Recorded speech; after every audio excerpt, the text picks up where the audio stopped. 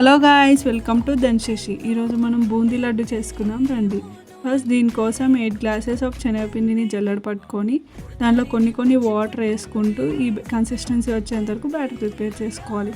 Next oil heat చేసుకొని దాంట్లో మనం ప్రిపేర్ చేసుకున్న బ్యాటర్ని బూందీ గంటలో వేసుకొని బూందీలా చేసుకోవాలి.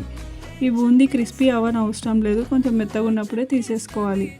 నెక్స్ట్ 8 గ్లాసెస్ ఆఫ్ షుగర్ వేసుకొని దాంట్లో 1.5 గ్లాస్ వాటర్ వేసుకొని తీగపాకం వచ్చేంత వరకు చూసుకోవాలి.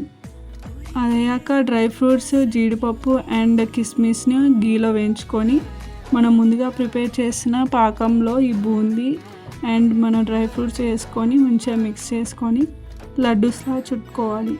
ఈ లడ్డూస్ మాత్రం చాలా బాగున్నాయి, సూపర్గా ఉన్నాయి. టేస్ట్ చూశాను, సూపర్గా ఉన్నాయి. మీరు కూడా ట్రై చేయండి తప్పకుండా. Simple and easy laddu, boondi laddu.